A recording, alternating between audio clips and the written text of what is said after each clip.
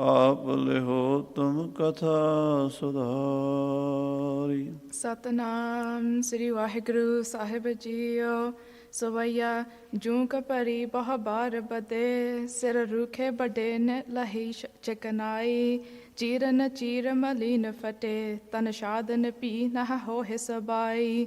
ਬੰਧਨ ਭਾਰ ਧਰੇ ਬਹੁ ਪਾਇਨ, ਮੰਦ ਹੀ ਮੰਦ ਚਲਿਓ ਜਿਨ ਜਾਈ। ਸ਼੍ਰੀ ਹਰਿ ਗੋਬਿੰਦ ਤੀਰ ਬਿਨਾ, ਕਹੋ ਕੌਣ ਕਰੈ ਦੁਖ ਤੇ ਛੁਟਕਾਈ। ਵਾਹਿਗੁਰੂ ਜੀ ਕਾ ਖਾਲਸਾ ਵਾਹਿਗੁਰੂ ਜੀ ਕੀ ਫਤਿਹ। ਪਰਮ ਸਨਮਾਨਯੋਗ ਗੁਰੂ ਕੀ ਸਾਜੀ ਨਵਾਜੀ, ਗੁਰੂ ਖਾਲਸਾ ਸਾਧ ਸੰਗਤ ਜੀ, ਸੰਧਿਆ ਦੇ ਦੀਵਾਨ ਗੁਰੂ ਕੀ ਹਜ਼ੂਰੀ 'ਚ ਸਜੇ ਹਨ। ਆਪ ਜੀ ਨੇ ਅੰਮ੍ਰਿਤਮਈ ਗੁਰੂ ਕੀ ਬਾਣੀ ਦਾ ਆਨੰਦ ਮਾਣਿਆ। ਸੋਦਾ ਰਹਿਰਾਸ ਸਾਹਿਬ ਦੇ ਪਾਠ, ਆਰਤੀ ਆਰਤੇ ਦੇ ਕੀਰਤਨ ਹੋਏ ਹਨ। ਹੁਣ ਮਹਾਰਾਜ ਸਾਹਿਬ ਜੀ ਦੀ ਲੜੀਵਾਰ ਇਤਿਹਾਸ ਦੀ ਕਥਾ ਨਾਲ ਜੁੜ ਜਾਈਏ। ਮੀਰੀ ਪੀਰੀ ਦੇ ਮਾਲਕ 6ਵੇਂ ਪਾਤਸ਼ਾਹ ਜੀ ਗੁਰੂ ਹਰਗੋਬਿੰਦ ਸਾਹਿਬ ਸੱਚੇ ਪਾਤਸ਼ਾਹ ਜੀ ਗਵਾਲੀਅਰ ਦੇ ਕਿਲ੍ਹੇ ਵਿੱਚੋਂ 52 ਰਾਜਿਆਂ ਨੂੰ ਲੈ ਕੇ ਬਾਹਰ ਨਿਕਲ ਰਹੇ ਹਨ। ਉਹਨਾਂ ਰਾਜਿਆਂ ਨੇ ਬੇਨਤੀ ਕੀਤੀ, ਸੱਚੇ ਪਾਤਸ਼ਾਹ ਤੁਹਾਡੇ ਤੋਂ ਬਿਨਾਂ ਸਾਡਾ ਕੋਈ ਮਦਦਗਾਰ ਨਹੀਂ ਹੈ। ਕਿਰਪਾ ਕਰਕੇ ਸਾਨੂੰ ਸੱਚਖੰਡ ਦੇ ਤੁਸੀਂ ਜੋ ਨਜ਼ਾਰੇ ਦਿਖਾਏ ਹਨ, ਸੰਗਤ ਬਖਸ਼ੀ ਹੈ, ਇਸ ਤੋਂ ਹੁਣ ਵਿਛੋੜੋ ਨਾ। ਜਾਂ ਤਾਂ ਸਾਨੂੰ ਇਸ ਕੈਦਖਾਨੇ 'ਚੋਂ ਬਾਹਰ ਕੱਢੋ ਜਾਂ ਸਾਡੇ ਪਾਸ ਹੀ ਰਹੋ। ਮਹਾਰਾਜ ਸੱਚੇ ਪਾਤਸ਼ਾਹ ਉਹਨਾਂ ਰਾਜਿਆਂ ਦੀ ਬੇਨਤੀ ਮੰਨ ਕੇ ਬਾਦਸ਼ਾਹ ਜਹਾਂਗੀਰ ਨੂੰ ਕਹਿ ਦਿੱਤਾ ਵੀ ਜੇ ਰਾਜਿਆਂ ਨੂੰ ਛੱਡੇਗਾ ਤੇ ਤਾਂ ਅਸੀਂ ਬਾਹਰ ਆਵਾਂਗੇ। ਬਾਦਸ਼ਾਹ ਨੂੰ ਗੁਰੂ ਸਾਹਿਬ ਦੀ ਇਹ ਸ਼ਰਤ ਮੰਨਣੀ ਪਈ, ਭਾਵੇਂ ਉਹਦੇ ਵਾਸਤੇ ਬੜੀ ਔਖੀ ਗੱਲ ਸੀ। ਬੜਾ ਤਰੱਦਦ ਕਰਕੇ, ਮਿਹਨਤ ਕਰਕੇ, ਭੱਜ ਦੌੜ ਕਰਕੇ, ਜੰਗ ਜੁੱਧ ਕਰਕੇ, ਮੁਹਿੰਮਾਂ ਲੜ ਕੇ ਜਹਾਂਗੀਰ ਨੇ ਇਹਨਾਂ ਰਾਜਿਆਂ ਨੂੰ ਕਾਬੂ ਕੀਤਾ ਸੀ। ਲੱਖਾਂ ਕਰੋੜਾਂ ਰੁਪਈਆ ਲੜਾਈਆਂ 'ਤੇ ਖਰਚ ਹੋਇਆ ਸੀ। ਹਜ਼ਾਰਾਂ ਜਵਾਨ ਮਰੇ ਸਨ ਲੜਾਈ ਵਿੱਚ। ਸੋ ਇਹਨਾਂ ਰਾਜਿਆਂ ਨੂੰ ਛੱਡਣਾ ਤਾਂ ਮੁਸ਼ਕਲ ਸੀ, ਪਰ ਗੁਰੂ ਮਹਾਰਾਜ ਦਾ ਬਚਨ ਮੰਨ ਕੇ ਬਾਦਸ਼ਾਹ ਨੇ ਇਹਨਾਂ ਰਾਜਿਆਂ ਨੂੰ ਛੱਡਣ ਦਾ ਹੁਕਮ ਇਸ ਤਰ੍ਹਾਂ ਸੁਣਾਇਆ, ਜਿੰਨੇ ਰਾਜੇ ਗੁਰੂ ਸਾਹਿਬ ਦੇ ਚੋਲੇ ਦੀਆਂ ਕਲੀਆਂ ਫੜ ਕੇ ਬਾਹਰ ਆ ਜਾਣ ਉਹ ਆ ਸਕਦੇ ਹਨ। ਸਤਿਗੁਰੂ ਜੀ ਨੇ ਉਸ ਵੇਲੇ 52 ਦੇ 52 ਰਾਜੇ, 50 ਕਲੀਆਂ ਵਾਲਾ ਚੋਲਾ ਸੀ, 50 ਕਲੀਆਂ ਉਹਨਾਂ ਨੇ ਇੱਕ ਇੱਕ ਕਰਕੇ ਫੜ ਲਈ ਅਤੇ 2 ਤਣੀਆਂ ਜਿਹੜੇ ਚੋਲਾ ਬੰਨ੍ਹਣ ਵਾਲੀਆਂ ਉਹ 2 ਰਾਜਿਆਂ ਨੂੰ ਫੜਾ ਦਿੱਤੀਆਂ ਅਤੇ 52 ਦੇ 52 ਰਾਜਿਆਂ ਨੂੰ ਲੈ ਕੇ ਸੱਚੇ ਪਾਤਸ਼ਾਹ ਬਾਹਰ ਨਿਕਲੇ ਹਨ। ਸੋ ਉਸ ਵੇਲੇ ਦਾ ਸੀਨ ਕਵੀ ਰਾਜ ਭਾਈ ਸੰਤੋਖ ਸਿੰਘ ਜੀ ਖਿੱਚ ਰਹੇ ਨੇ। ਆਓ ਸਰਵਣ ਕਰੀਏ ਉਹਨਾਂ ਰਾਜਿਆਂ ਦੀ ਕਿੰਨੀ ਕੁ ਮਾੜੀ ਹਾਲਤ ਸੀ, ਕਿੱਦਾਂ ਦੀ ਉਹਨਾਂ ਦੀ ਦਸ਼ਾ ਹੋਈ ਪਈ ਸੀ, ਦੁਰਦਸ਼ਾ ਹੋਈ ਪਈ ਸੀ। ਉਹ ਕਵੀ ਜੀ ਬਿਆਨ ਕਰਦੇ ਨੇ। ਸਰਵਣ ਕਰੋ ਪਿਆਰ ਨਾਲ, ਆਖੋ ਸਤਿਨਾਮ ਸ੍ਰੀ ਵਾਹਿਗੁਰੂ ਸਾਹਿਬ ਜੀ। ਸਤਿਨਾਮ ਸ੍ਰੀ ਵਾਹਿਗੁਰੂ ਸਾਹਿਬ ਜੀ। ਸਵਈਆ ਜੂੰ ਕਪਰੀ ਬਹੁ ਬਾਰ ਬਦੇ, ਕਹਿੰਦੇ ਉਹਨਾਂ ਦੇ ਵਾਲ ਬੜੇ ਵਧੇ ਹੋਏ ਸਨ ਅਤੇ ਵਾਲਾਂ ਨੂੰ ਧੋਣ ਨਾ ਕਰਕੇ, ਕਿਉਂਕਿ ਉੱਥੇ ਜੇਲ੍ਹ ਦੇ ਵਿੱਚ ਅੱਜ ਕੱਲ੍ਹ ਤਾਂ ਫਿਰ ਵੀ ਜੇਲ੍ਹਾਂ ਵਿੱਚ ਨਹਾਉਣ ਧੋਣ ਦੀਆਂ ਸਹੂਲਤਾਂ, ਖਾਣ ਪੀਣ ਦੀਆਂ ਅੱਗੇ ਨਾਲੋਂ ਬੜੀਆਂ ਠੀਕ ਹਨ। ਪੁਰਾਣੇ ਜ਼ਮਾਨੇ ਵਿੱਚ ਜੇਲ੍ਹ ਨੂੰ ਬਹੁਤ ਜ਼ਿਆਦਾ ਕਸ਼ਟਦਾਇਕ ਬਣਾਇਆ ਜਾਂਦਾ ਸੀ, ਤਾਂ ਕਿ ਜਿਹੜਾ ਜੇਲ੍ਹ 'ਚ ਗਿਆ ਉਹਨੂੰ ਮਹਿਸੂਸ ਹੋਵੇ ਵੀ ਮੈਂ ਗਲਤੀ ਕੀਤੀ ਹੈ, ਮੈਂ ਅਪਰਾਧ ਕੀਤਾ, ਮੈਂ ਗੁਨਾਹ ਕੀਤਾ। ਸੋ ਜੇਲ੍ਹ ਤਾਂ ਜੇਲ੍ਹ ਹੈ, ਭਾਵੇਂ ਅੱਜ ਹੈ ਭਾਵੇਂ ਉਸ ਜ਼ਮਾਨੇ ਵਿੱਚ ਹੋਵੇ, ਪਰ ਉਸ ਜ਼ਮਾਨੇ ਵਿੱਚ ਅੱਜ ਨਾਲੋਂ ਕਸ਼ਟ ਵਧੇਰੇ ਹੁੰਦੇ ਸਨ। ਹਰ ਵੇਲੇ ਹੱਥ ਕੜੀ ਜਾਂ ਬੇੜੀ ਪਾ ਕੇ ਰੱਖਣਾ ਅਤੇ ਖਾਣ ਪੀਣ ਦੀਆਂ ਸਹੂਲਤਾਂ ਵੀ ਚੰਗੀਆਂ ਨਹੀਂ ਦੇਣੀਆਂ। ਨਹਾਉਣ ਧੋਣ ਦਾ ਵੀ ਸਿਸਟਮ ਮਾੜਾ ਸੀ। ਇਸ ਕਰਕੇ ਕੈਦੀਆਂ ਦੀ ਹਾਲਤ ਕਵੀ ਜੀ ਬਿਆਨ ਕਰ ਰਹੇ ਨੇ। 52 ਰਾਜਿਆਂ ਦੇ ਜੂੰਕ ਭਰੀ, ਸਿਰ 'ਚ ਜੂਆਂ ਪਈਆਂ ਹੋਈਆਂ ਹਨ, ਬਹੁ ਬਾਰ ਵਧੇ ਸਿਰ, ਸਿਰ ਦੇ ਵਾਲ ਵਧੇ ਹੋਏ ਹਨ। ਰੁਖੇ ਵੱਡੇ ਨਾ ਲਹੀ ਚਕਨਾਈ, ਕੇਸ ਰੁੱਖੇ ਹਨ, ਕਈ ਸਾਲਾਂ ਤੋਂ ਸਿਰ ਨੂੰ ਤੇਲ ਲਾਉਣ ਦੇ ਵਾਸਤੇ ਨਹੀਂ ਮਿਲਿਆ। ਜੀਰਨ ਚੀਰ ਮਲੀਨ ਫਟੇ, ਕੱਪੜੇ ਪੁਰਾਣੇ ਹੋ ਕੇ ਫਟ ਗਏ ਹਨ। ਥਾਂ ਥਾਂ ਤੋਂ ਰਾਜਿਆਂ ਦੇ ਕੱਪੜੇ ਫਟੇ ਹੋਏ, ਬੋਦੇ ਪੁਰਾਣੇ ਹਨ। ਤਨ ਸਾਧਨ ਭੀ ਨਹ ਹੋਏ ਸਬਾਈ, ਇੰਨੇ ਪੁਰਾਣੇ ਬੋਦੇ ਪਾਟੇ ਕੱਪੜੇ ਰਾਜਿਆਂ ਦੇ ਕਿ ਚੰਗੀ ਤਰ੍ਹਾਂ ਉਹਨਾਂ ਦਾ ਸਰੀਰ ਵੀ ਢੱਕਿਆ ਨਹੀਂ ਜਾਂਦਾ।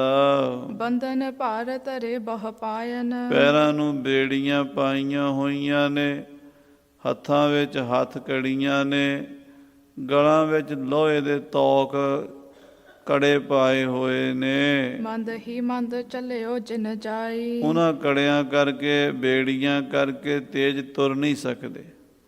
ਹੌਲੇ ਹੌਲੇ ਤੁਰਦੇ ਹਨ, ਹੌਲੇ ਹੌਲੇ ਪੈਰ ਪੁੱਟਦੇ ਹਨ। ਸ਼੍ਰੀ ਹਰਗੋਬਿੰਦ ਧੀਰ ਬਿਨਾ, ਗੁਰੂ ਹਰਗੋਬਿੰਦ ਸਾਹਿਬ ਮਹਾਰਾਜ ਸੱਚੇ ਪਾਤਸ਼ਾਹ ਮਹਾਨ ਧੀਰਜਵਾਨ ਸਤਿਗੁਰਾਂ ਤੋਂ ਬਿਨਾ ਕਹੋ ਕੌਣ ਕਰੈ ਦੁਖ ਤੇ ਛੁਟਕਾਈ। ਕਵੀ ਜੀ ਪੁੱਛਦੇ ਨੇ, ਦੱਸੋ ਕੌਣ ਹੈ ਕੋਈ ਇਹੋ ਜਿਹਾ ਜਿਹੜਾ ਇਹਨਾਂ ਨੂੰ ਛੁਡਕਾ ਲਵੇ? ਕੋਈ ਗੁਰੂ ਹਰਗੋਬਿੰਦ ਸਾਹਿਬ ਤੋਂ ਬਿਨਾ ਦੱਸੋ ਜਿਹੜਾ ਇਹਨਾਂ 52 ਰਾਜਿਆਂ ਦਾ ਖਹਿੜਾ ਛੁਡਾ ਦਿੰਦਾ। ਕੋਈ ਨਹੀਂ ਸੀ ਛੁਡਾ ਸਕਦਾ।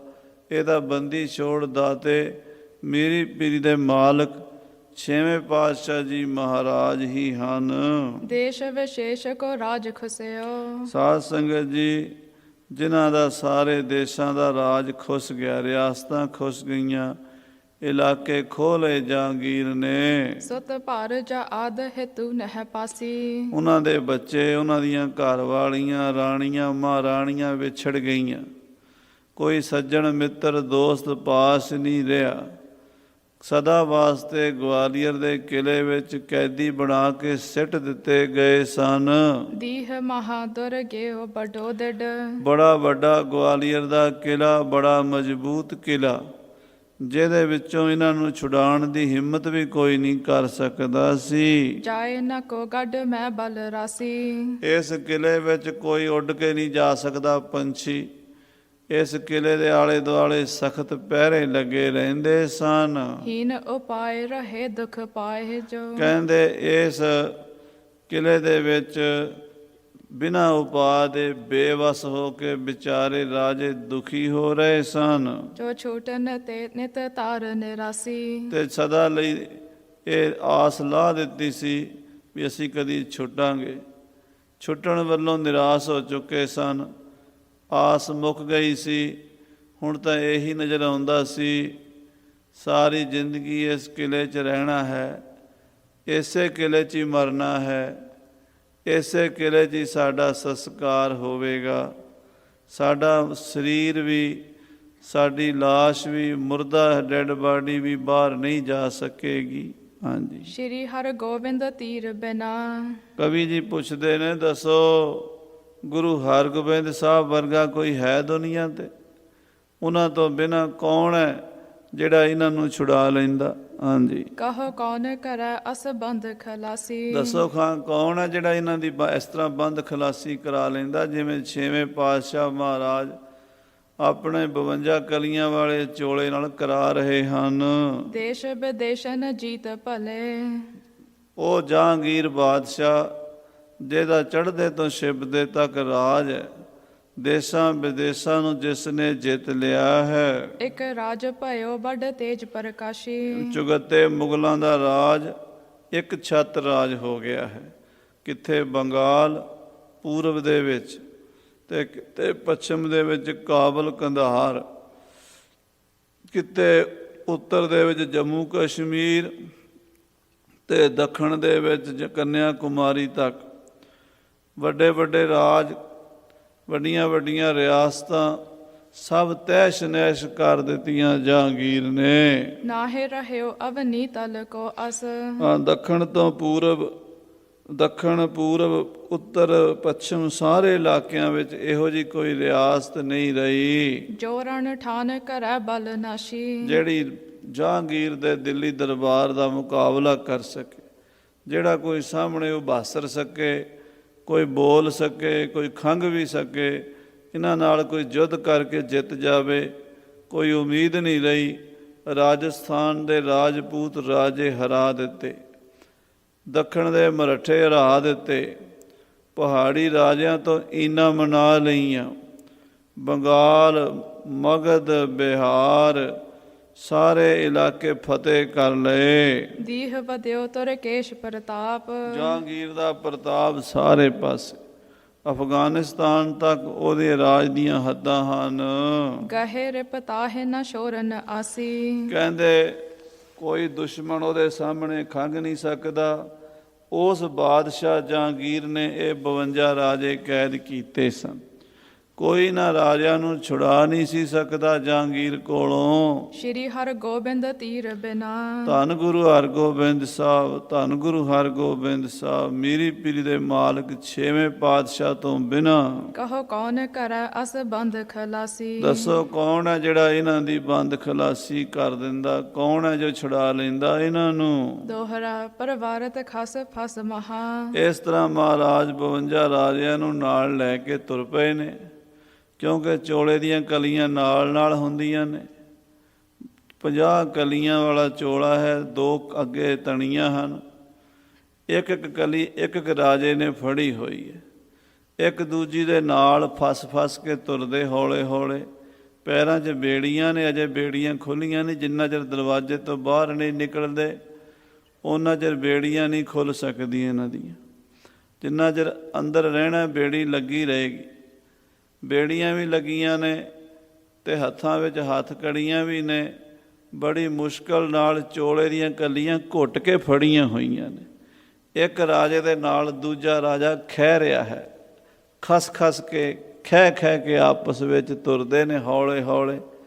ਮਹਾਰਾਜ ਉਹਨਾਂ ਸਾਰਿਆਂ ਰਾਜਿਆਂ ਦੇ ਵਿਚਕਾਰ ਸੋਭਾ ਪਾ ਰਹੇ ਨੇ 6ਵੇਂ ਪਾਤਸ਼ਾਹ। ਹਾਂਜੀ, ਮਹੀਪਾਲ ਤਿਸ ਕਾਲ, 52 ਰਾਜੇ ਆਲੇ ਦੁਆਲੇ ਗੁਰੂ ਸਾਹਿਬ ਦੇ ਚੋਲੇ ਦੀਆਂ ਕਲੀਆਂ ਫੜ ਕੇ ਤੁਰੀ ਆਉਂਦੇ ਨੇ। ਦੁਰਗ ਪੌਰਣਿਕ ਸੇ ਗੁਰੂ, ਹੌਲੇ ਹੌਲੇ ਤੁਰਦੇ ਸ੍ਰੀ ਗੁਰੂ ਹਰਗੋਬਿੰਦ ਸਾਹਿਬ ਮਹਾਰਾਜ ਗਵਾਲੀਅਰ ਦੇ ਕਿਲੇ ਤੋਂ ਬਾਹਰ ਨਿਕਲੇ ਨੇ। ਕੌਤਕ ਹੋਤ ਬਿਸਾਲ, ਬਾਹਰ ਬੜੇ ਵਾਜੇ ਗਾਜੇ ਵੱਜ ਰਹੇ ਨੇ। ਹਜ਼ਾਰਾਂ ਸੰਗਤਾਂ ਉਡੀਕ ਰਹੀਆਂ ਨੇ। ਜੈ ਜੈਕਾਰ ਹੋ ਰਹੀ ਹੈ। ਗੁਰੂ ਹਰਗੋਬਿੰਦ ਸਾਹਿਬ ਦੇ ਨਾਮ ਦੇ ਜੈਕਾਰੇ ਲੱਗ ਰਹੇ ਨੇ। ਜੋ ਪਈ ਲੋਕ ਹਜ਼ਾਰਾਂ ਹੇਰਨ ਹੇਤ, ਹਜ਼ਾਰਾਂ ਲੋਕ ਮਹਾਰਾਜ ਸਾਹਿਬ ਜੀ ਦਾ ਦਰਸ਼ਨ ਕਰਨ ਵਾਸਤੇ ਖੜੇ ਨੇ। ਮਿਲੇ ਆਏ ਹੋਏ ਸ਼ਿਗਰ ਸਮੇਤ, ਔਰ ਸਾਧ ਸੰਗਤ ਜੀ ਸਭ ਆ ਕੇ ਇਕੱਠੇ ਹੋ ਗਏ ਨੇ। ਜਿਨ੍ਹਾਂ ਨੂੰ ਪਤਾ ਲੱਗਾ ਵੀ ਅੱਜ ਗੁਰੂ ਜੀ ਬਾਹਰ ਆ ਰਹੇ ਨੇ, ਚਲੋ ਚੱਲ ਕੇ ਦਰਸ਼ਨ ਕਰੀਏ। ਭਈ ਦੂਰ ਲਗ ਪੰਗਤ ਖਰੀ, ਦੂਰ ਦੂਰ ਤਾਈਂ ਸੰਗਤਾਂ ਦੀਆਂ ਪੰਗਤਾਂ ਲੈਣਾ ਲੱਗੀਆਂ ਹੋਈਆਂ ਨੇ। ਸੱਜੇ ਪਾਸੇ ਵੀ ਸੜਕ 'ਤੇ ਸੰਗਤਾਂ ਖੜੀਆਂ ਨੇ, ਖੱਬੇ ਪਾਸੇ ਵੀ ਖੜੀਆਂ ਨੇ। ਹਾਂਜੀ, ਗੁਰ ਦਰਸ਼ਨ ਲੈ ਬੰਧਨ ਕਰੀ, ਗੁਰੂ ਹਰਗੋਬਿੰਦ ਸਾਹਿਬ ਨੂੰ ਵੇਖ ਕੇ ਮੱਥਾ ਟੇਕਦੇ ਹਨ। ਉਚ ਰਹਿ ਸੋ ਜਸ ਮਹਾ ਤਿਸ ਕਾਲਾ, ਸਾਰੇ ਗੁਰੂ ਹਰਗੋਬਿੰਦ ਸਾਹਿਬ ਦਾ ਜਸ ਕਰ ਰਹੇ ਨੇ। ਧੰਨ ਗੁਰੂ ਹਰਗੋਬਿੰਦ ਸਾਹਿਬ, ਧੰਨ ਗੁਰੂ ਹਰਗੋਬਿੰਦ ਸਾਹਿਬ, ਧੰਨ ਗੁਰੂ ਹਰਗੋਬਿੰਦ ਸਾਹਿਬ। ਧੰਨ ਧੰਨ ਧੰਨ ਹੀ ਹੋ ਰਹੀ ਹੈ। ਹਾਂਜੀ, ਬੰਦ ਖਲਾਸੀ ਜਾਨ ਨਿਰਪਾਲਾ, ਮਹਾਰਾਜ ਸੱਚੇ ਪਾਤਸ਼ਾਹ ਆਪ ਜੀ ਨੇ ਰਾਜਿਆਂ ਦੀ ਬੰਦ ਖਲਾਸੀ ਕਰਾਈ ਹੈ। ਤੁਮ ਬਿਨ ਕੌਣ ਕਰੇ ਅਸ ਕਾਜ, ਏ ਗੁਰੂ ਜੀ, ਤੁਹਾਡੇ ਤੋਂ ਬਿਨਾਂ ਕੌਣ ਹੈ ਜਿਹੜਾ ਇਹੋ ਜਿਹਾ ਪਰਉਪਕਾਰ ਕਰ ਸਕਦਾ? ਬੰਦੀ ਛੋੜ ਸਤਿਗੁਰੂ, ਸਤਿਗੁਰ ਬੰਦੀ ਛੋੜ ਹੈ, ਬੰਧਨ ਮੁਕਤ ਕਰਿਆ ਲੀਣਾ। ਸਤਿਗੁਰੂ ਬੰਧਨ ਕੱਟਣ ਵਾਲੇ ਹਨ। ਬਿਰਦ ਸੰਭਾਰ ਗਰੀਬ ਨਿਵਾਜ, ਆਪਣੇ ਬਿਰਦ ਦੀ ਸੰਭਾਲ ਕੀਤੀ ਹੈ ਗਰੀਬ ਨਵਾਜ ਸੱਚੇ ਪਾਤਸ਼ਾਹ ਨੇ।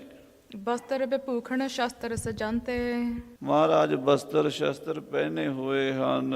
ਡੀਲ ਵਿਸਾਲ ਚਲਤ ਦਤਵੰਤੇ, ਬੜੇ ਸੁੰਦਰ ਸਰੂਪ 6ਵੇਂ ਪਾਤਸ਼ਾਹ, ਬੜੀ ਸੁੰਦਰ ਡੀਲ ਡੋਲ। 52 ਰਾਜਿਆਂ ਵਿੱਚੋਂ ਸਭ ਤੋਂ ਉੱਚੇ ਲੰਮੇ 6ਵੇਂ ਪਾਤਸ਼ਾਹ ਦੇ ਦਰਸ਼ਨ ਹੋ ਰਹੇ ਹਨ। ਨਿਕਸ ਦੁਰਗ ਤੇ ਬਾਹਰ ਖਰੇ, ਸਾਧ ਸੰਗਤ ਜੀ, ਮਹਾਰਾਜ 52 ਰਾਜਿਆਂ ਸਮੇਤ ਗਵਾਲੀਅਰ ਦੇ ਕਿਲੇ ਤੋਂ ਬਾਹਰ ਨਿਕਲੇ ਹਨ ਅਤੇ ਬਾਹਰ ਆ ਖੜੇ ਹੋਏ ਹਨ। ਤਬ ਹੈ ਲੋਹਾਰ ਕਾਰਨ ਕਰੇ, ਉਸ ਵੇਲੇ ਗੁਰੂ ਸਾਹਿਬ ਨੇ ਹੁਕਮ ਦਿੱਤਾ ਲੋਹਾਰਾਂ ਨੂੰ। ਲੋਹਾਰ ਆ ਗਏ ਹਨ। ਸਭ ਕੇ ਪੱਗ ਬੰਧਨ ਕਟਵਾਏ, ਔਰ ਕਹਿੰਦੇ ਜਿਨ੍ਹਾਂ ਦੇ ਪੈਰਾਂ 'ਚ ਬੇੜੀਆਂ ਸਨ, ਹੱਥ ਕੜੀਆਂ ਸਨ, ਉਹ ਮਹਾਰਾਜ ਨੇ ਕਟਵਾ ਦਿੱਤੀਆਂ ਹਨ। ਹੋਏ ਨਿਰਬੰਧ ਮਹਿ ਪਹਰ ਖਾਏ। ਕਹਿੰਦੇ ਸਾਰੇ ਕੈਦੀਆਂ ਦੀਆਂ ਹੱਥ ਕੜੀਆਂ ਬੇੜੀਆਂ ਕਟਵਾ ਕੇ ਮਹਾਰਾਜ ਸੱਚੇ ਪਾਤਸ਼ਾਹ ਨੇ ਸਾਰਿਆਂ ਨੂੰ ਮੁਕਤ ਕਰ ਦਿੱਤਾ, ਆਜ਼ਾਦ ਕਰ ਦਿੱਤਾ। ਜਦੋਂ ਰਾਜਿਆਂ ਦੇ ਬੰਧਨ ਕੱਟੇ ਗਏ, ਰਾਜੇ ਬੜੇ ਖੁਸ਼ ਹੋਏ ਹਨ। ਜਿਮ ਸਿੱਖਿਆ ਪੜ ਕਿਰਪਾ ਧਾਰੈ। ਜਿਵੇਂ ਮਹਾਰਾਜ ਆਪਣੇ ਸਿੱਖਾਂ ਤੇ ਕਿਰਪਾ ਕਰਦੇ, ਸਤਿਗੁਰ ਸਿੱਖ ਕੇ ਬੰਧਨ ਕਾਟੈ, ਗੁਰ ਕਾ ਸਿੱਖ ਵਿਕਾਰ ਤੇ ਹਟੈ। ਹਾਂਜੀ, ਕਰਮ ਬੰਧ ਤਤ ਛਿਨ ਕੱਟ ਡਾਰੈ। ਕਹਿੰਦੇ ਇਸ ਤਰ੍ਹਾਂ ਮਹਾਰਾਜ ਜਿਵੇਂ ਗਵਾਲੀਅਰ ਦੇ ਕਿਲੇ ਵਿੱਚੋਂ ਅੱਜ 52 ਰਾਜਿਆਂ ਦੇ ਬੰਧਨ ਕੱਟੇ ਨੇ, ਆਪਣੇ ਸਿੱਖਾਂ ਦੇ ਕਰਮਾਂ ਦੇ ਵੀ ਬੰਧਨ ਕੱਟ ਦਿੰਦੇ ਨੇ। ਆਖੋ ਸਤਿਨਾਮ ਸ੍ਰੀ ਵਾਹਿਗੁਰੂ। ਸਾਨੂੰ ਸਾਰਿਆਂ ਨੂੰ ਸਾਡੇ ਕਰਮਾਂ ਦੇ ਹੀ ਬੰਧਨ ਪਏ ਹੋਏ ਨੇ। ਜੀ ਕਾ ਬੰਧਨ ਕਰਮ ਵਿਆਪੈ।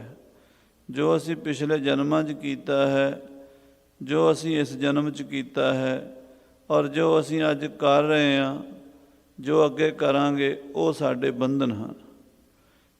ਕੀਤੇ ਹੋਏ ਕਰਮ ਭਾਵੇਂ ਉਹ ਚੰਗੇ ਹੋਣ, ਭਾਵੇਂ ਉਹ ਮਾੜੇ ਹੋਣ, ਬੰਧਨ ਬਣ ਕੇ ਪੈਂਦੇ ਹਨ ਜੀਵ ਨੂੰ। ਅਤੇ ਗੁਰੂ ਸਾਹਿਬ ਉਹਨਾਂ ਬੰਧਨਾਂ ਨੂੰ, ਕਰਮਾਂ ਦੇ ਬੰਧਨਾਂ ਨੂੰ ਕੱਟਣ ਵਾਲੇ ਹਨ। ਤਿਮ ਲੋਕਨ ਦ੍ਰਿਸ਼ਟਾਂਤ ਦਿਖਾਇਓ। ਗੁਰੂ ਸਾਹਿਬ ਨੇ ਵੈਸੇ ਤਾਂ ਸਿੱਖਾਂ ਦੇ ਬੰਧਨ ਤਾਂ ਹਰ ਵੇਲੇ ਕੱਟਦੇ ਹੀ ਰਹਿੰਦੇ ਹਨ, ਉਹਨਾਂ ਨੂੰ ਆਜ਼ਾਦ ਕਰਦੇ ਹਨ, ਸਿੱਖਾਂ ਨੂੰ ਮੁਕਤ ਕਰਦੇ ਹਨ। ਸਤਿਗੁਰ ਸਿੱਖ ਕੇ ਬੰਧਨ ਕਾਟੈ, ਗੁਰ ਕਾ ਸਿੱਖ ਵਿਕਾਰ ਤੇ ਹਟੈ। ਸਤਿਗੁਰ ਸਿੱਖ ਕੋ ਨਾਮ ਧਨ ਦੇ, ਗੁਰ ਕਾ ਸਿੱਖ ਵਡ ਭਾਗੀ ਹੈ। ਪਰ ਮਹਾਰਾਜ ਨੇ ਆਹ ਕੌਤਕ ਕਰਕੇ ਤਾਂ ਆਪਣੇ ਸਿੱਖਾਂ ਨੂੰ ਦ੍ਰਿਸ਼ਟਾਂਤ ਦਿਖਾਤਾ, ਦ੍ਰਿਸ਼ਟਾਂਤ ਦਿਖਾਤਾ ਪ੍ਰਤੱਖ। ਬਈ ਦੇਖੋ, ਇੱਦਾਂ ਅਸੀਂ ਆਪਣੇ ਸਿੱਖਾਂ ਦੇ ਬੰਧਨ ਕੱਟਦੇ ਹਾਂ ਜਿਵੇਂ ਆਹ 52 ਰਾਜਿਆਂ ਦੇ ਕੱਟੇ ਹਨ। ਹਾਂਜੀ, ਜੋ ਚੱਲ ਸਤਿਗੁਰ ਸ਼ਰਣੀ ਆਇਓ। ਜਿਹੜਾ ਵੀ ਚੱਲ ਕੇ ਗੁਰੂ ਕੀ ਸ਼ਰਨ ਆਇਆ ਹੈ, ਨਿਹਾਲ ਨਿਹਾਲ ਨਿਹਾਲ ਹੋ ਗਿਆ ਹੈ। ਸੋ ਨਿਰਬੰਧਨ ਹੋਏ ਮੁਦ ਪਾਵੈ। ਕਹਿੰਦੇ ਉਹ ਸਾਰੇ ਪ੍ਰਸੰਨ ਹੋ ਗਏ, ਗੁਰੂ ਸਾਹਿਬ ਤੋਂ ਦਰਸ਼ਨ ਕਰਕੇ ਨਿਹਾਲ ਹੋ ਗਏ। ਜਿਹੜਾ ਵੀ ਆਇਆ ਦਰਸ਼ਨ ਕਰਕੇ ਨਿਹਾਲ ਹੋ ਗਿਆ। ਬਦਿਅਤ ਹੋਏ ਨ ਆਵੈ ਜਾਵੈ।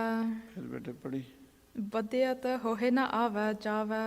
ਕਹਿੰਦੇ ਫਿਰ ਉਹਦਾ ਆਉਣ ਜਾਣ ਦਾ ਬੰਧਨ ਕੱਟਿਆ ਜਾਂਦਾ ਹੈ। ਦੇਖ ਕਿਰਪਾ ਨਿਧ ਕੀ ਵਡਿਆਈ। ਗੁਰੂ ਹਰਗੋਬਿੰਦ ਸਾਹਿਬ ਕਿਰਪਾ ਦੇ ਸਾਗਰ, ਮਿਹਰਾਂ ਦੇ ਸਾਈਂ, ਉਹਨਾਂ ਦੀ ਮਹਿਮਾ, ਉਹਨਾਂ ਦੀ ਵਡਿਆਈ, ਉਹਨਾਂ ਦੀ ਸੋਭਾ ਕੋਈ ਕਹਿ ਨਹੀਂ ਸਕਦਾ।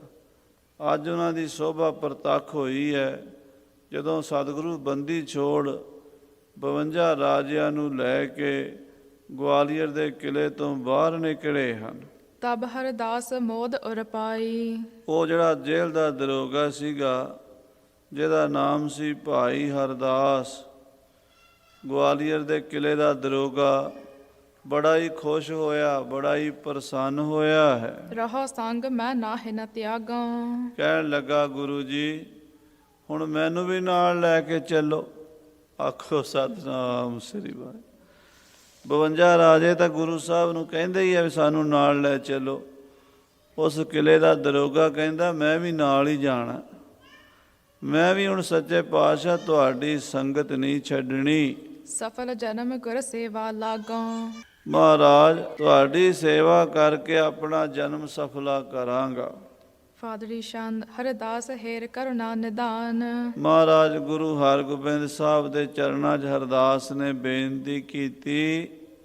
ਹਾਂਜੀ, ਚਿਤ ਚਾਹਤ ਦਿਓ ਆਨੰਦ ਮਹਾਨ। ਕਹਿਣ ਲੱਗਾ, ਮਹਾਰਾਜ ਮੇਰਾ ਚਿੱਤ ਇਹੀ ਚਾਹੁੰਦਾ ਵੀ ਮੈਨੂੰ ਹੋਰ ਖੁਸ਼ੀਆਂ ਦਿਓ, ਆਪਣੀ ਸੰਗਤ ਬਖਸ਼ੋ, ਆਪਣੀ ਸੁਹੱਬਤ ਬਖਸ਼ੋ, ਆਪਣੇ ਚਰਨਾਂ 'ਚ ਥਾਂ ਬਖਸ਼ੋ। ਸੱਚੇ ਪਾਤਸ਼ਾਹ ਜੀ ਮੈਨੂੰ ਆਪਣਾ ਦਾਸ ਬਣਾ ਕੇ ਰੱਖੋ। ਤਬ ਕਹਿਓ ਜਿਤਕ ਕੈਦੀ ਨਿਰਪਾਲ।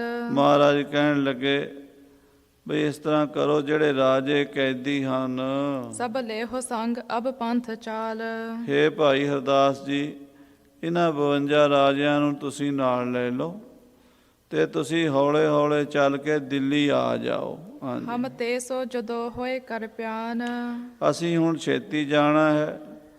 ਅਸੀਂ ਬਾਦਸ਼ਾਹ ਨੂੰ ਜਾ ਕੇ ਦਰਸ਼ਨ ਕਰ ਦੇਣੇ ਆ ਛੇਤੀ ਨਾਲ, ਦ੍ਰਿਪਸ ਕਿਉਂਕਿ ਉੱਥੇ ਗੁਰੂ ਸਾਹਿਬ ਨੇ ਜਾ ਕੇ ਦੁਸ਼ਟ ਚੰਦੂ ਨੂੰ ਉਹਦੇ ਕਰਮਾਂ ਦੀ ਸਜ਼ਾ ਦੇਣੀ ਹੈ ਨਾ।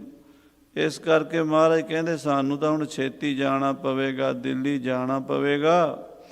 ਭਾਈ ਹਰਦਾਸ ਤੂੰ ਇਸ ਤਰ੍ਹਾਂ ਕਰ, ਇਹਨਾਂ 52 ਰਾਜਿਆਂ ਨੂੰ ਨਾਲ ਲੈ ਕੇ ਹੌਲੇ ਹੌਲੇ 2-4 ਦਿਨ ਲੱਗਣਗੇ, ਤੂੰ ਵੀ ਦਿੱਲੀ ਆ ਜਾ। ਹਾਂਜੀ, ਨ੍ਰਿਪ ਸਨੇ ਸਨੇ ਚੱਲ ਹੈ ਮਹਾਨ। ਇਹ ਰਾਜੇ ਹੌਲੇ ਹੌਲੇ ਚੱਲਣਗੇ, ਕਿਉਂਕਿ ਵਿਚਾਰੇ ਕਿੰਨੇ ਸਮੇਂ ਤੋਂ ਜੇਲ੍ਹਾਂ ਵਿੱਚ ਕੈਦ ਕੱਟ ਰਹੇ ਹਨ।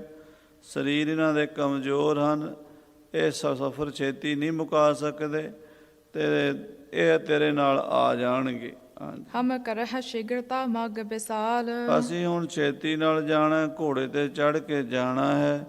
ਜਿੰਨਾ ਛੇਤੀ ਹੋਵੇ ਅਸੀਂ ਗਵਾਲੀਅਰ ਤੋਂ ਦਿੱਲੀ ਪਹੁੰਚਣਾ, 1-2 ਦਿਨਾਂ 'ਚ ਅਸੀਂ ਪਹੁੰਚ ਜਾਵਾਂਗੇ। ਹਾਂਜੀ, ਔਰ ਸ਼ਾਹ ਪ੍ਰਤੀਖਤ ਬਿਤਿਆ ਕਾਲ। ਬਾਦਸ਼ਾਹ ਸਾਨੂੰ ਉਡੀਕ ਰਿਹਾ, ਬਹੁਤ ਸਮਾਂ ਹੋ ਗਿਆ। ਹਾਂਜੀ, ਇਮ ਕਹਿਓ ਪੁਨਹ ਕੀਨੋ ਪਿਆਨ। ਇਸ ਤਰ੍ਹਾਂ ਕਹਿ ਕੇ ਗੁਰੂ ਹਰਗੋਬਿੰਦ ਸਾਹਿਬ ਜੀ ਮਹਾਰਾਜ ਨੇ ਪਿਆਨਾ ਕੀਤਾ। ਚੜ੍ਹ ਕਰ ਤੋ ਰੰਗ ਮਹਾਨ। ਮਹਾਰਾਜ ਘੋੜੇ ਤੇ ਚੜ੍ਹ ਕੇ ਚੱਲ ਪਏ ਹਨ। ਹਾਂਜੀ, ਤਬ ਖਾਂ ਵਜੀਰ ਨਿਜ ਸੰਗ ਲੀਨ। ਵਜ਼ੀਰ ਖਾਂ ਨੂੰ ਮਹਾਰਾਜ ਨੇ ਆਪਣੇ ਨਾਲ ਲੈ ਲਿਆ। ਮੁਖ ਕਰਤ ਬਾਰਤਾ ਗੁਰ ਪਰਬੀਨ। ਵਜ਼ੀਰ ਖਾਂ ਵੀ ਘੋੜੇ ਤੇ ਸਵਾਰ ਹੈ। ਮਹਾਰਾਜ ਘੋੜੇ ਤੇ ਸਵਾਰ, ਨਾਲ ਭਾਈ ਵਿਧੀ ਚੰਦ, ਭਾਈ ਜੇਠਾ, ਭਾਈ ਲੰਗਾ ਜੀ, ਭਾਈ ਪੁਰਾਣਾ ਜੀ, ਭਾਈ ਪੈੜਾ ਜੀ, ਇਹ ਸਨੇ ਸਨੇ ਗਵਾਲੀਅਰ ਤੋਂ ਦਿੱਲੀ ਵੱਲ ਆ ਰਹੇ ਹਨ। ਸਭ ਸਿੱਖ ਆਦ ਜੇਠੇ ਆਨੰਦ। ਭਾਈ ਜੇਠਾ ਜੀ, ਭਾਈ ਪੁਰਾਣਾ ਜੀ ਆਦਿਕ ਸਿੱਖ ਬੜੇ ਖੁਸ਼ ਹਨ ਵੀ ਸਾਡੀ ਘਾਲਣਾ ਸਫਲੀ ਹੋ ਗਈ। ਗੁਰੂ ਮਹਾਰਾਜ ਗਵਾਲੀਅਰ ਦੇ ਕਿਲੇ ਤੋਂ ਬਾਹਰ ਆ ਗਏ ਹਨ। ਹਾਂਜੀ, ਗਮਨੇ ਸੋ ਲਾਰ ਕੁਲ ਸੋਢ ਚੰਦ। ਸੋਢੀ ਕੁਲ ਦੀਪਕ ਮਹਾਰਾਜ ਸੱਚੇ ਪਾਤਸ਼ਾਹ ਜੀ ਦੇ ਨਾਲ ਨਾਲ ਇਹ 5 ਸਿੱਖ ਘੋੜਿਆਂ ਤੇ ਸਵਾਰ ਹੋ ਕੇ ਆ ਰਹੇ ਹਨ। ਤਰ ਸ਼ਸਤਰ ਸ਼ੁਭਤ ਜਿਮ ਮਹਿਦ ਸਿੰਘ। ਮਹਾਰਾਜ ਸੱਚੇ ਪਾਤਸ਼ਾਹ ਬੱਬਰ ਸ਼ੇਰ ਵਰਗੇ ਹਨ, ਮੀਰੀ ਪੀਰੀ ਦੇ ਮਾਲਕ। ਸ਼ਸਤਰ ਦੋਵੇਂ ਪਾਸੇ ਮੀਰੀ ਪੀਰੀ ਦੀਆਂ ਤੇਗਾਂ, ਕਮਰ ਕਸੇ 'ਚ ਕਟਾਰ, ਬਿਛੂਆ, ਖੰਜਰ, ਬੁਗਦਾ ਤੇ ਸੀਸ ਦੇ ਉੱਤੇ ਕਲਗੀ ਤੋੜਾ ਜਿਗਾ ਸਜਾਏ ਹੋਏ, ਬਹੁਤ ਸੋਭਾ ਪਾਉਂਦੇ ਆ। ਬਾਦਸ਼ਾਹਾਂ ਦੇ ਬਾਦਸ਼ਾਹ, ਰਾਜਿਆਂ ਦੇ ਰਾਜੇ, ਮਹਾਰਾਜਿਆਂ ਦੇ ਮਹਾਰਾਜੇ, ਮੇਰੀ ਪੀਰੀ ਦੇ ਮਾਲਕ ਗੁਰੂ ਹਰਗੋਬਿੰਦ ਸਾਹਿਬ ਜੀ। ਬਲਿਹਾਰ ਜਾਤ ਸੰਤੋਖ ਸਿੰਘ। ਕਵਿਰਾਜ ਭਾਈ ਸੰਤੋਖ ਸਿੰਘ ਜੀ ਕਹਿੰਦੇ, ਮੈਂ ਬਲਿਹਾਰ ਜਾਵਾਂ, ਕੁਰਬਾਨ ਜਾਵਾਂ ਮੇਰੀ ਪੀਰੀ ਦੇ ਮਾਲਕ 6ਵੇਂ ਪਾਤਸ਼ਾਹ ਜੀ ਤੋਂ, ਜਿਨ੍ਹਾਂ ਨੇ ਸਤਿਗੁਰ ਬੰਦੀ ਛੋੜ ਹੈ, ਬੰਧਨ ਮੁਕਤ ਕਰਿਆ ਲੀਣਾ। ਉਹ ਜੋ ਬਚਨ ਭਾਈ ਗੁਰਦਾਸ ਜੀ ਨੇ ਕਹੇ ਨੇ ਆਪਣੀ ਬਾਣੀ ਦੇ ਵਿੱਚ, ਗੁਰੂ ਹਰਗੋਬਿੰਦ ਸਾਹਿਬ ਨੇ ਪ੍ਰਤੱਖ ਕਰ ਵਿਖਾਏ ਹਨ। ਇਹਨਾਂ ਰਾਜਿਆਂ ਦੇ ਬਾਰੇ ਸਾਧ ਸੰਗਤ ਜੀ ਕਾਨੂੰਨ ਬਣਿਆ ਹੋਇਆ ਸੀ, ਜੋ ਪੁਰਾਤਨ ਗ੍ਰੰਥ ਖੁਲਾਸਤੋ ਤਵਾਰੀਖ ਫਾਰਸੀ ਵਿੱਚ ਸੁਜਾਨ ਰਾਏ ਭੰਡਾਰੀ ਨੇ 1695 'ਚ ਲਿਖਿਆ ਹੈ। ਉਸ ਗ੍ਰੰਥ ਵਿੱਚ ਜ਼ਿਕਰ ਹੈ ਕਿ ਗਵਾਲੀਅਰ ਦਾ ਕਿਲ੍ਹਾ, ਕਿਉਂਕਿ ਉਸ ਗ੍ਰੰਥ ਵਿੱਚ ਤਵਾਰੀਖ ਦਾ ਖੁਲਾਸਾ ਹੈ। ਹਿੰਦੁਸਤਾਨ ਦੇ ਵੱਖਰੇ ਵੱਖਰੇ 22 ਸੂਬਿਆਂ ਬਾਰੇ ਜਾਣਕਾਰੀ ਹੈ। ਹਿੰਦੁਸਤਾਨ ਦੇ ਜਨਮੇਜੇ ਤੋਂ ਲੈ ਕੇ ਪ੍ਰਿਥਵੀ ਰਾਜ ਚੌਹਾਨ ਤੱਕ ਜਿੰਨੇ ਹਿੰਦੂ ਰਾਜੇ ਹੋਏ ਨੇ, ਖੱਤਰੀ ਰਾਜੇ ਹੋਏ ਨੇ, ਰਾਜਪੂਤ ਰਾਜੇ ਹੋਏ ਨੇ, ਉਹਨਾਂ ਸਾਰਿਆਂ ਦੀ ਹਿਸਟਰੀ ਹੈ। ਉਸ ਕਿਤਾਬ ਦੇ ਵਿੱਚ ਹਿੰਦੁਸਤਾਨ ਦੇ ਜਿੰਨੇ ਦਰਿਆ ਹਨ, ਗੰਗਾ, ਜਮਨਾ, ਸਰਸਵਤੀ, ਬ੍ਰਹਮਪੁੱਤਰ, ਨਰਮਦਾ, ਗੋਦਾਵਰੀ, ਪੰਜਾਬ ਦੇ ਰਾਵੀ, ਚੇਲਮ, ਚਨਾਬ, ਬਿਆਸ, ਸਤਲੁਜ, ਇਹਨਾਂ ਸਾਰਿਆਂ ਦਰਿਆਵਾਂ ਦਾ ਵੇਰਵਾ, ਕਿੱਥੋਂ ਸ਼ੁਰੂ ਹੁੰਦੇ ਅਤੇ ਦਰਿਆ ਕਿੱਥੇ ਖਤਮ ਹੁੰਦੇ। ਉਸ ਗ੍ਰੰਥ ਦੇ ਵਿੱਚ ਹਿੰਦੁਸਤਾਨ ਦੇ ਕਿਲ੍ਹਿਆਂ ਦਾ ਵੀ ਜ਼ਿਕਰ ਹੈ। ਸਾਰੇ ਵੱਡੇ ਵੱਡੇ ਕਿਲ੍ਹੇ ਕਿਹੜੇ ਕਿਹੜੇ ਇਲਾਕੇ 'ਚ ਹਨ, ਕਿਹੜੇ ਕਿਹੜੇ ਕਿਲ੍ਹੇ ਹਨ, ਕਿਹਨਾਂ ਕਿਹਨਾਂ ਨੇ ਬਣਾਏ ਹਨ, ਕਿੰਨੇ ਪੁਰਾਣੇ ਹਨ, ਕਿੱਡੇ ਵੱਡੇ ਹਨ, ਕਿੰਨੀਆਂ ਫੌਜਾਂ ਰਹਿੰਦੀਆਂ ਹਨ, ਉਹ ਕਿਲ੍ਹੇ ਕਿਸ ਕੰਮ ਲਈ ਵਰਤੇ ਜਾਂਦੇ ਨੇ, ਇਹ ਵੀ ਜ਼ਿਕਰ ਹੈ। ਉਸ ਗ੍ਰੰਥ ਵਿੱਚ ਗਵਾਲੀਅਰ ਦੇ ਕਿਲੇ ਦਾ ਵੀ ਜ਼ਿਕਰ ਹੈ। ਅਤੇ ਗਵਾਲੀਅਰ ਦੇ ਕਿਲੇ ਬਾਰੇ ਲਿਖਿਆ ਹੈ ਕਿ ਗਵਾਲੀਅਰ ਦਾ ਕਿਲਾ ਹਿੰਦੁਸਤਾਨ ਦੇ ਕਿਲਿਆਂ ਵਿੱਚੋਂ ਸਭ ਤੋਂ ਵੱਡਿਆਂ ਕਿਲਿਆਂ ਵਿੱਚ ਗਿਣਿਆ ਜਾਂਦਾ, ਔਰ ਉਹਦਾ ਵਿਸ਼ੇਸ਼ ਸਥਾਨ ਇਹ ਹੈ ਵੀ ਉੱਥੇ ਰਾਜਸੀ ਕੈਦੀਆਂ ਦੀ ਜੇਲ੍ਹ ਹੈ। ਜਿਹੜੇ ਰਾਜਸੀ ਰਾਜਨੀਤਿਕ ਤੌਰ 'ਤੇ ਵੱਡੇ ਵੱਡੇ ਲੋਕ ਰਾਜੇ ਬਗਾਵਤ ਕਰਦੇ ਹਨ ਜਾਂ ਸਰਕਾਰ ਦੇ ਕਿਸੇ ਤਰ੍ਹਾਂ ਦੋਸ਼ੀ ਪਾਏ ਜਾਂਦੇ ਹਨ, ਰਾਜੇ ਮਹਾਰਾਜੇ ਖਾਨ ਬਹਾਦਰ ਨਵਾਬ, ਉਹਨਾਂ ਨੂੰ ਉੱਥੇ ਸਿੱਟਿਆ ਜਾਂਦਾ ਹੈ। ਉਹ ਵੀ ਉਹਨਾਂ ਨੂੰ ਸੁੱਟਿਆ ਜਾਂਦਾ ਹੈ ਜਿਨ੍ਹਾਂ ਨੇ ਉਸ ਜੇਲ੍ਹ ਦੇ ਅੰਦਰ ਹੀ ਮਰਨਾ ਹੋਵੇ, ਜਿਉਂਦੇ ਜੀ ਬਾਹਰ ਨਹੀਂ ਨਿਕਲ ਸਕਦੇ। ਸਾਰੀ ਉਮਰ ਉਸ ਗਵਾਲੀਅਰ ਦੇ ਕਿਲੇ ਵਿੱਚ ਹੀ ਰਹਿਣਗੇ, ਉੱਥੇ ਹੀ ਜੀਣਗੇ, ਉੱਥੇ ਹੀ ਮਰਨਗੇ ਅਤੇ ਉੱਥੇ ਹੀ ਉਹਨਾਂ ਦਾ ਸੰਸਕਾਰ ਹੋਵੇਗਾ। ਉਹਨਾਂ ਦਾ ਮੁਰਦਾ ਸਰੀਰ ਵੀ ਗਵਾਲੀਅਰ ਦੇ ਕਿਲੇ ਤੋਂ ਬਾਹਰ ਨਹੀਂ ਆਏਗਾ। ਇਹ ਕਾਨੂੰਨ ਬਣਿਆ ਹੋਇਆ। ਗਵਾਲੀਅਰ ਦੇ ਕਿਲੇ ਦਾ ਕਾਨੂੰਨ ਸਾਰੇ ਕਿਲਿਆਂ ਨਾਲੋਂ ਵੱਖਰਾ, ਇਸ ਜੇਲ੍ਹ ਦਾ ਲਾ ਸਾਰਿਆਂ ਨਾਲੋਂ ਵੱਖਰਾ। ਕੋਈ ਇਹ ਤੋਂ ਬਾਹਰ ਆ ਨਹੀਂ ਸੀ ਸਕਦਾ। ਬਲਿਹਾਰ ਜਾਈਏ, ਗੁਰੂ ਹਰਗੋਬਿੰਦ ਸਾਹਿਬ ਮਹਾਰਾਜ ਸੱਚੇ ਪਾਤਸ਼ਾਹ ਬੰਦੀ ਛੋੜ ਦਾਤਾ ਜੀ ਤੋਂ 52 ਦੇ 52 ਰਾਜਿਆਂ ਨੂੰ ਸੱਚੇ ਪਾਤਸ਼ਾਹ ਲੈ ਆਏ ਅਤੇ ਆ ਤੁਰੇ ਆਉਂਦੇ ਆ ਦਿੱਲੀ ਵੱਲ। ਕਵੀ ਰਾਜ ਸੰਤੋਖ ਸਿੰਘ ਜੀ ਕਹਿੰਦੇ ਮੈਂ ਬਲਿਹਾਰ ਜਾਵਾਂ ਮੇਰੇ ਸਤਿਗੁਰੂ ਪਾਤਸ਼ਾਹ ਜੀ ਤੋਂ। ਅਬ ਰਾਸ ਚਤੁਰਥੀ ਪੂਰ ਕੀਨ। ਗੁਰਪ੍ਰਤਾਪ ਸੂਰਜ ਗ੍ਰੰਥ ਦੀ ਚੌਥੀ ਰਾਸ ਇੱਥੇ ਸਮਾਪਤ ਹੋ ਗਈ ਹੈ। ਸਾਧ ਸੰਗਤ ਜੀ, ਜੋ ਗ੍ਰੰਥ ਗੁਰਪ੍ਰਤਾਪ ਸੂਰਜ ਹੈ, ਇਹ ਕਵੀ ਜੀ ਨੇ ਰੂਪਕ ਅਲੰਕਾਰ ਦੇ ਹਿਸਾਬ ਨਾਲ ਬੜੇ ਸੁੰਦਰ ਢੰਗ ਨਾਲ ਇਹਦੀ ਰਚਨਾ ਕੀਤੀ ਹੈ। 12 ਰਾਸਾਂ, 6 ਰੁੱਤਾਂ, 2 ਐਨ, ਕਿਉਂਕਿ ਸੂਰਜ ਸਾਲ ਵਿੱਚ 12 ਰਾਸੀਆਂ ਦੀ ਯਾਤਰਾ ਕਰਦਾ ਹੈ। ਗ੍ਰੰਥ ਦਾ ਨਾਮ ਹੈ ਗੁਰਪ੍ਰਤਾਪ ਸੂਰਜ, ਯਾਨੀ ਸਤਿਗੁਰੂ ਮਹਾਰਾਜ ਸਾਹਿਬ ਜੀ ਨੂੰ ਸੂਰਜ ਦੀ ਤਰ੍ਹਾਂ ਦਰਸਾਇਆ ਹੈ। ਉਹਨਾਂ ਦਾ ਜਿਹੜਾ ਪ੍ਰਤਾਪ ਹੈ ਉਹ ਸੂਰਜ ਦੀ ਤਰ੍ਹਾਂ ਹੈ। ਅਤੇ ਗੁਰੂ ਦਾ ਪ੍ਰਤਾਪ ਰੂਪੀ ਸੂਰਜ 12 ਰਾਸਾਂ ਵਿੱਚੋਂ, 6 ਰੁੱਤਾਂ ਵਿੱਚੋਂ ਅਤੇ 2 ਜਿਹੜੇ ਉਤਰਾਇਣ ਅਤੇ ਦਖਨਾਇਣ ਪੱਖ ਹਨ, ਉਹਨਾਂ ਵਿੱਚੋਂ ਹੋ ਕੇ ਸੰਸਾਰ ਦਾ ਭਲਾ ਕਰ ਰਿਹਾ ਹੈ। ਇਸ ਤਰ੍ਹਾਂ ਕਵੀ ਜੀ ਕਹਿੰਦੇ ਅੱਜ ਚੌਥੀ ਰਾਸ ਸਮਾਪਤ ਹੋ ਗਈ ਹੈ। ਗੁਰ ਕਿਰਪਾ ਧਾਰ ਉਦਮ ਸੋ ਦੀਨ। ਗੁਰੂ ਜੀ ਨੇ ਕਿਰਪਾ ਕੀਤੀ, ਇਹ ਉਦਮ ਦਿੱਤਾ ਕਵੀ ਜੀ ਨੂੰ।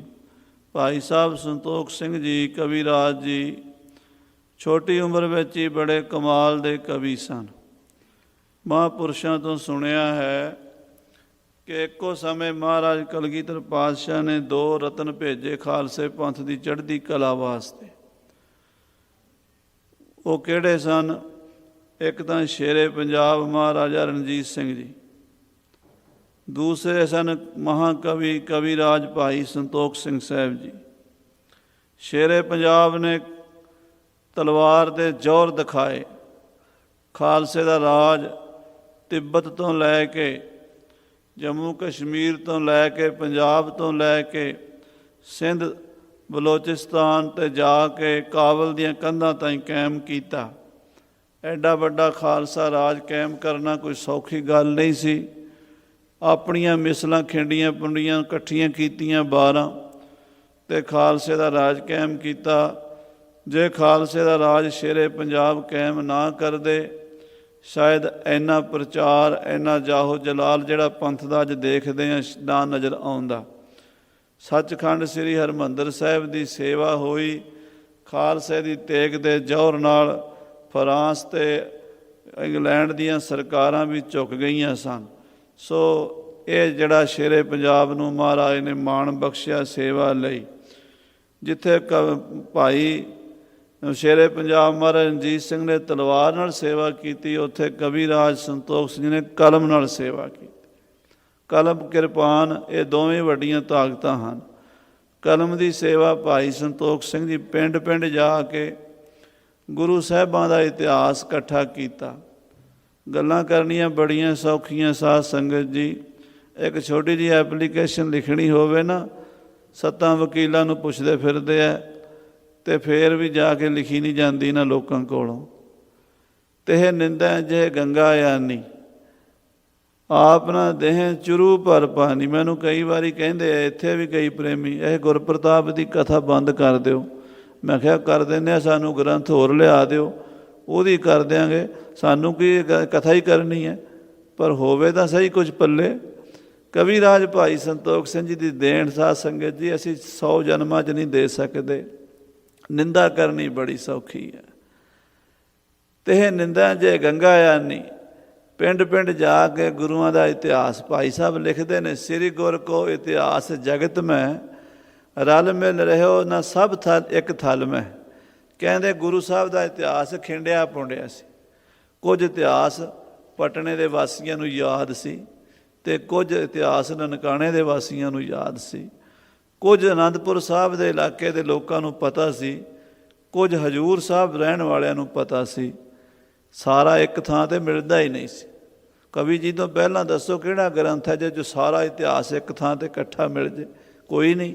ਲਿਖਿਆ ਜ਼ਰੂਰ ਹੈ ਮਹਾਂਪੁਰਸ਼ਾਂ ਨੇ, ਮਹਿਮਾ ਪ੍ਰਕਾਸ਼ ਵਾਲਿਆਂ ਨੇ, ਗੁਰਬਿਲਾਸ ਵਾਲਿਆਂ ਨੇ, ਜਨਮ ਸਾਖੀ ਵਾਲਿਆਂ ਨੇ, ਪਰ ਥੋੜ੍ਹਾ ਥੋੜ੍ਹਾ ਹੈ। ਇਕੱਠਾ ਇੱਕ ਥਾਂ 'ਤੇ ਖਜ਼ਾਨਾ ਇਕੱਠਾ ਕਰਨਾ, ਇਹ ਮਾਣ ਕਵੀ ਜੀ ਨੂੰ ਪ੍ਰਾਪਤ ਹੋਇਆ। ਸਾਰੇ ਸੰਸਾਰ ਦੇ ਵਿੱਚ ਕਵੀ ਜੀ ਅਗਲੀ ਮਿਸਾਲ ਦਿੰਦੇ ਆ। ਉਹ ਕਹਿੰਦੇ ਜਿਮ ਸਿਕਤਾ ਕੰਚਨ ਰਲ ਰਿਹਾ।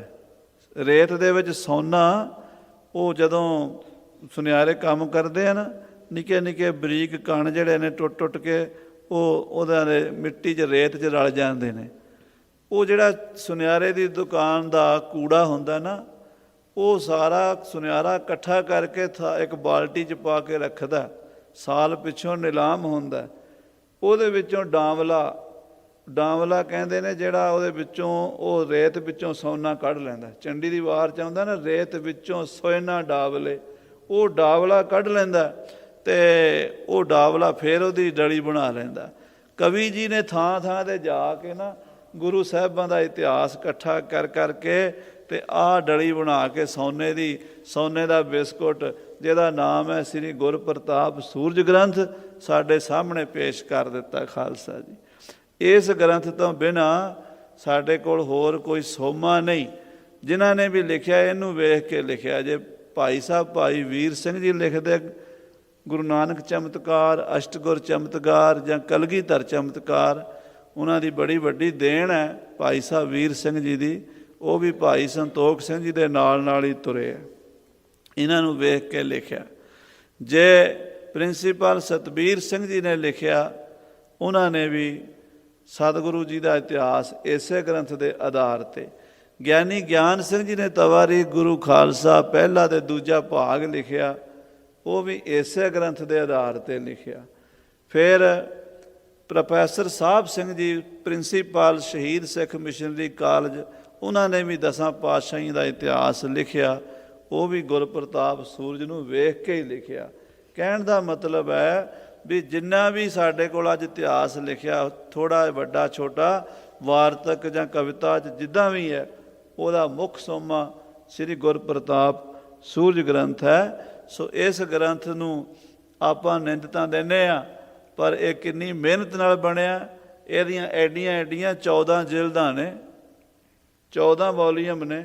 ਅੱਜ ਕੱਲ੍ਹ ਵੀ ਕਈ ਕਵੀ ਕਵਿਤਾ ਲਿਖਦੇ ਨੇ, ਅਤੇ ਉਹ ਜਿਹੜੇ ਪ੍ਰਕਾਸ਼ਕ ਨੇ ਨਾ, ਛਾਪਣ ਵਾਲੇ, ਉਹਨਾਂ ਨਾਲ ਲਿਖਤ ਪੜ੍ਹਤ ਕਰਦੇ ਨੇ। ਕੀ ਲਿਖਤ ਪੜ੍ਹਤ ਕਰਦੇ ਨੇ? ਕੋਰਟ ਕਚਹਿਰੀ 'ਚ ਜਾ ਕੇ ਵੀ ਜਿੰਨਾ ਚਿਰ ਮੈਂ ਜਿਉਂਦਾ ਜਾਂ ਇਹ ਕਿਤਾਬ ਛਪਦੀ ਰਹਿ ਗਈ, ਇਹਦੀ ਰਿਐਲਿਟੀ ਮੇਰੇ ਪੁੱਤਰ ਪੋਤਰਿਆਂ ਪੜਪੋਤਿਆਂ ਨੂੰ ਮਿਲਦੀ ਰਹਿਣੀ ਚਾਹੀਦੀ ਹੈ। ਲੱਖਾਂ ਕਰੋੜਾਂ ਰੁਪਈਆ ਉਹ ਪਰਿਵਾਰ ਉਹਨਾਂ ਕਿਤਾਬਾਂ ਤੋਂ ਕਮਾਉਂਦੇ ਨੇ। ਕਵੀ ਜੀ ਨੇ ਐਡਾ ਵੱਡਾ ਖਜ਼ਾਨਾ ਲਿਖ ਕੇ ਸ੍ਰੀ ਅਕਾਲ ਤਖਤ ਸਾਹਿਬ ਜਾ ਕੇ ਅਰਦਾਸਾ ਕਰਾਇਆ ਕਿ ਦਾਸ ਨੇ ਗੁਰੂ ਰਾਮਦਾਸ ਤੇਰੀ ਕਿਰਪਾ ਨਾਲ ਇਹ ਸੇਵਾ ਨਿਭਾਈ, ਤੁਸੀਂ ਕਰਾਈ ਹੈ। ਜਿੰਨੇ ਔਗਣ ਨੇ ਮੇਰੇ ਨੇ, ਜਿੰਨੇ ਗੁਣ ਨੇ ਪੰਥ ਗੁਰੂ ਖਾਲਸੇ ਦੇ ਨੇ, ਗੁਰੂ ਦੇ ਨੇ। ਇਹ ਗੁਰੂ ਦੀ ਚੀਜ਼ ਮੈਂ ਗੁਰੂ ਪੰਥ ਨੂੰ ਦੇ ਰਿਹਾ। ਮੇਰੀ ਸੇਵਾ ਪ੍ਰਵਾਨ ਕਰ ਲੈਣੀ, ਇਹਦੇ ਬਦਲੇ 'ਚ ਮੈਨੂੰ ਸਿੱਖੀ ਦੀ ਦਾਤ ਬਖਸ਼ਣੀ, ਸਿੱਖੀ ਮੰਗੀ। ਅਤੇ ਸਾਧ ਸੰਗਤ ਜੀ, ਜੇ ਕਵੀ ਜੀ ਵੀ ਰਿਐਲਿਟੀ ਮੰਗਣ ਨਾ, ਅਤੇ ਸਾਰੀ ਦੁਨੀਆ ਰਿਐਲਿਟੀ ਨਹੀਂ ਦੇ ਸਕਦੀ ਇੱਕ ਅੱਖਰ ਦੀ ਵੀ। ਇਹੋ ਜਿਹਾ ਮਹਾਨ ਗ੍ਰੰਥ ਅੱਜ ਇਹਦੀ 4ਥੀ ਰਾਸ ਸੰਪੂਰਨ ਹੋ ਰਹੀ ਹੈ। ਕਵੀ ਜੀ ਕਹਿ ਰਹੇ ਨੇ, ਅਬ ਰਾਸ ਚਤੁਰਤੀ ਪੂਰ ਕੀਨ, ਗੁਰ ਕਿਰਪਾ ਧਾਰ ਉਦਮ ਸੋ ਦੀਨ, ਇਹ ਉਦਮ ਮੇਰੇ ਸਤਿਗੁਰਾਂ ਨੇ ਕਿਰਪਾ ਕਰਕੇ ਮੇਰੇ ਤੋਂ ਸੇਵਾ ਕਰਾਈ ਹੈ। ਹਾਂਜੀ, ਸੁੰਦਰ ਬਿਲਾਸ ਕੀਨੇ ਪ੍ਰਕਾਸ਼, ਸਤਿਗੁਰਾਂ ਦੇ ਸੋਹਣੇ ਸੋਹਣੇ ਬਿਲਾਸ, ਸੋਹਣੀ ਸੋਹਣੀ ਕਥਾ ਸਤਿਗੁਰਾਂ ਦੀ ਵਰਣਨ ਕੀਤੀ ਕਰਾਈ ਗੁਰੂ ਸਾਹਿਬ ਨੇ। ਹਾਂਜੀ, ਜਿਸ ਪਠਤ ਸੁਨਤ ਸਭ ਪਾਪ ਨਾਸ਼, ਇਸ ਕਥਾ ਨੂੰ ਪੜ੍ਹਨ ਤੇ ਸੁਣਨ ਨਾਲ ਸਾਰੇ ਪਾਪ ਨਾਸ ਹੋ ਜਾਂਦੇ। ਪ੍ਰੋਫੈਸਰ ਪੂਰਨ ਸਿੰਘ ਜੀ ਬੜੇ ਮਹਾਨ ਵਿਦਵਾਨ ਹੋਏ ਨੇ, ਉਹਨਾਂ ਨੇ ਵੀ ਗੁਰਪ੍ਰਤਾਪ ਸੂਰਜ ਦੀ ਕਥਾ ਬਾਰੇ ਬੜੇ ਸੁੰਦਰ ਬਚਨ ਕਹੇ ਨੇ। ਉਹ ਕਹਿੰਦੇ ਨੇ, ਕਹੀ ਜਾਂਦੇ ਆ ਵੀ ਭੰਗ ਪੀਣ ਵਾਲੇ ਕਵੀ ਨੇ ਲਿਖ ਦਿੱਤਾ ਭੰਗ ਦੀ ਲੋਰ ਵਿੱਚ। ਉਹ ਕਹਿੰਦੇ ਤੁਸੀਂ ਉੱਥੇ ਪਹੁੰਚ ਹੀ ਨਹੀਂ ਸਕਦੇ ਜਿਹੜੇ ਜਗ੍ਹਾ ਤੇ ਕਵੀ ਸੰਤੋਖ ਸਿੰਘ ਪਹੁੰਚਿਆ। ਉਹ ਕਹਿੰਦੇ ਧਿਆਨੀ, ਇਹ ਧਿਆਨ ਵਿੱਚੋਂ ਪੈਦਾ ਹੋਈ ਹੈ ਕਵਿਤਾ, ਇਹ ਕਥਾ।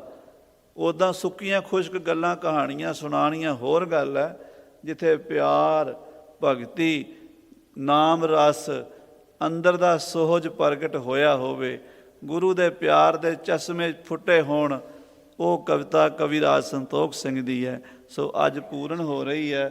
ਸੱਚੇ ਪਾਤਸ਼ਾਹ ਮਹਾਰਾਜ ਕਿਰਪਾ ਕਰਨ, ਅਗਲੀ ਕਥਾ ਵੀ ਆਪਾਂ ਸਰਵਣ ਕਰਾਂਗੇ। ਸਾਡੇ ਕੋਲ ਪੰਥ ਦੇ ਮਹਾਨ ਵਿਦਵਾਨ ਕਥਾਵਾਚਕ ਸਤਿਕਾਰਯੋਗ ਗਿਆਨੀ ਦਵਿੰਦਰ ਸਿੰਘ ਜੀ ਵੀ ਆ ਚੁੱਕੇ ਨੇ।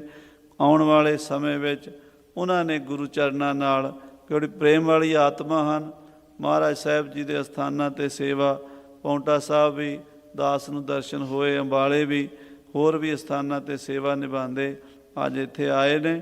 ਉਹ ਸੰਗਤਾਂ ਨਾਲ ਇਹ ਭਾਵਨਾ ਵਾਲੀ, ਸ਼ਰਧਾ ਵਾਲੀ ਕਥਾ ਆਪ ਜੀ ਨੂੰ ਸਰਵਣ ਕਰਾਇਆ ਕਰਨਗੇ। ਸਮੇਂ ਦੇ ਲਿਹਾਜ਼ ਨਾਲ ਸਮਾਪਤੀ ਹੈ। ਹੇ ਗੋਬਿੰਦ, ਹੇ